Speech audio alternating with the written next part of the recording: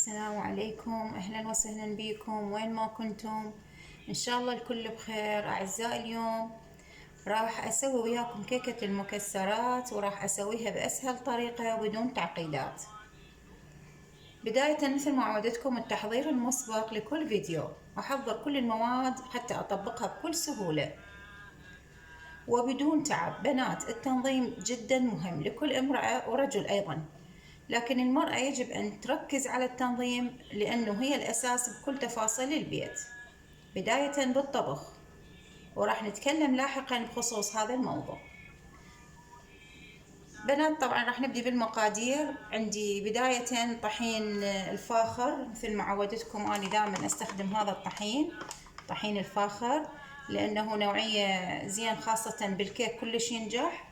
أنا ناخله 3 أكواب ونص بالضبط، وهذا الكوب القياسي 3 أكواب ونص طحين صفر، وخالطة وياه بيكنج باودر 2.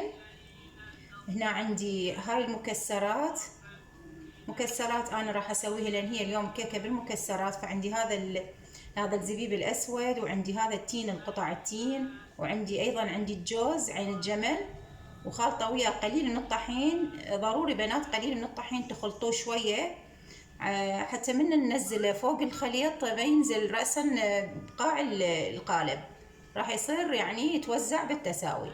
عندي هنا 5 بيضات بدرجة حرارة الغرفة، يعني مو بالثلاجة، اطلعها بوقت. عندي شكر كوب ونص ايضا بهذا الكوب القياسي. بنات، دا اوضح لكم كل التفاصيل حتى تنجح عندكم وما يصير بها اي غلطة. هنا كوب ونص شكر. هنا عندي روبة، يعني لبن، هاي تقريبا هنا نص كوب روبة بنات شوية. الكيكة تكون تسويها هشة، يعني طرية، ما تكون ناشفة. عندي هنا مبروش تقريبا كوب واحد. عندي كوب مي وكوب زيت، واكيد الفانيلا 2 ظرفين فانيلا. هنا عندي ملعقة هيل، ملعقة كبيرة هيل. وهنا عندي راح اخلي ملعقة ايضا خل ابيض. بداية راح اضيف البيض. هنا أنا عندي البيض ويا الشكر ويا الخل، وراح تشوفون طريقة الخفق مالتها. بنات، مثل ما تشوفون انا راح اخفق بهاي الخفاقة، هاي الكهربائية، او تقدرون بهاي الخفاقة بنات نفس الشي. مجرد ما تنخفق سريع، يعني شوية بسرعة ايدكم، راح يرتفع هذا الخليط اللي عندي اللي هو البيض والشكر. بس اني هذه لانه شوية تكون اسرع، فراح اضيف هنا الخل تقريبا ملعقة مال الاكل. هاي كلش كافي. هسه راح اخفقها وارجع لكم بنات، انتظروني. لا، رجعت لكم بنات. مثل ما تشوفون تلاحظون الخليط شلون ارتفع هالشكل هذا. هسه راح ابلش وياكم بهذا الخفاقة العادية اليدوية حتى كل شي يكون قدامكم. مثل ما تشوفون شلون صار الخليط، صار لونه فاتح ومرتفع. هسه راح ابدي اضيف الروبة،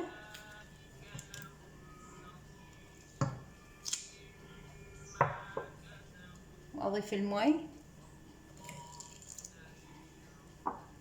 واضيف الزيت، واخفق. بنات، لازم تخفقون يعني بجهة واحدة، يعني ما اخفق منه وبعدين اخفق هالشكل، لا، جهة واحدة.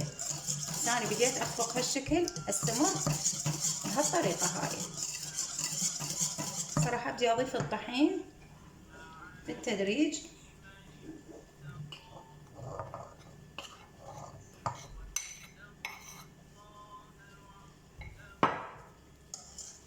كما تشوفون احاول انزل الطحين وامزجه ويا الخليط. بنات، ما تاخذ اي وقت من عندكم، بما انه انا محضرة المواد كلها، صدقوني كل شي يصير سهل عندكم. بدي اضيف بقية الطحين، جدا سهلة وبسيطة، ما تاخذ اي وقت.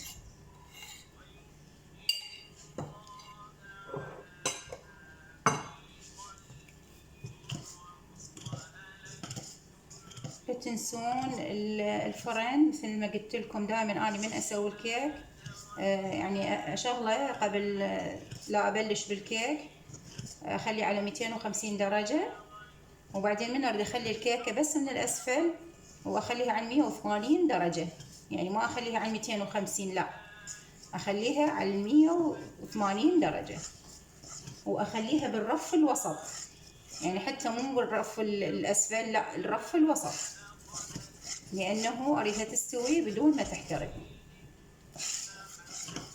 مثل ما تشوفون بنات هذا الخليط صار بهالشكل هذا.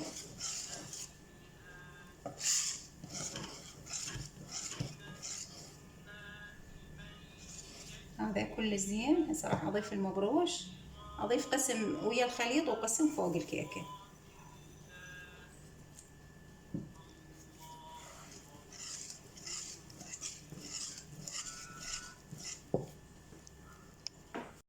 بنات راح اضيف لها شويه مي، يعني تقريبا ربع كوب، لانه راح اضيف المبروش ويا المكسرات، راح تكون الخليط مال الكيكه راح يكون كلش ثخين، فانا ما اريده كلش ثخين. مثل ما تشوفون اريد القوام مالته بهالشكل هذا. اضيف بعد شويه الى ان توصلون للنتيجه اللي تريدوها. اخلط نفس الجهه ما اغير، وتلاحظون الخليط هذا اللي اني اريده، يكون لا هو ثخين ولا هو خفيف. هسه راح اضيف الهيل. بنات الهيل كلش بالكيكه يعطيها نكهه. راح اضيف كل المكسرات، واضيف الفانيلا، فانيلا ظرفين،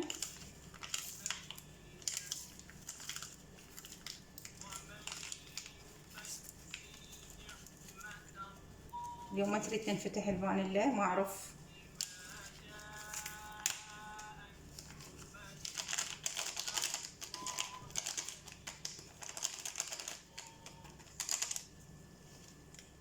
هذا الظرف الثاني.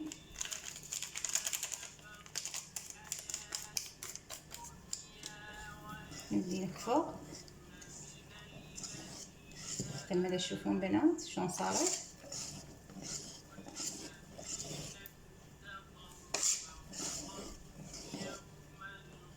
بنات اني مجهزه القالب داهن راشي، تريدون طحين وزيت عادي ماكو مشكله، بس اني هالمره خليت لها راشي نفس الشي، يعني مجرد بس على ما تلتصق الكيكه.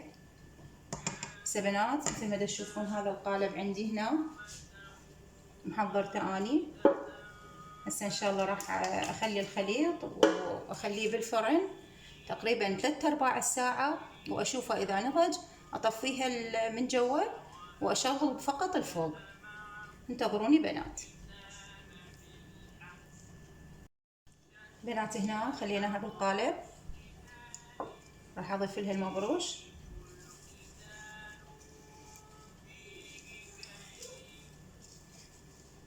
المبروش اختياري بنات، براحتكم تريدون تضيفيه تريدون لا، بس هي يعطي نكهه كلش طيبه للكيك. يعني دائما اضيف مبروش يكون دهني الخشن مو الناعم. مثل ما تشوفون هذا المبروش يكون دهني يعطي طعم اكثر للكيك اكثر من الناعم. بس ان شاء الله اخليها بالفرن او تجهز، وان شاء الله تشوفون النتيجه النهائيه. بنات مثل ما تشوفون هنا الكيكه جهزت عندنا، طلعتها من الفرن وهذا السواء مالتها هالشكل هذا صار. هسه ان شاء الله ننتظرها تبرد وتشوفوها من اقدمها مع القهوة. انتظروني بنات. بنات وصلنا لنهاية الفيديو. هنا الكيكة مثل ما تشوفون بالنتيجة النهائية مثل ما تلاحظون. لاحظوا الهشاشة مالتها والبياض مالتها والارتفاع كلش ممتازة.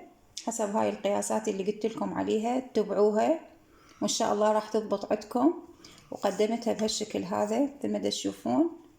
الهشاشة مالتها كلش خفيفة وهشة وممتازة.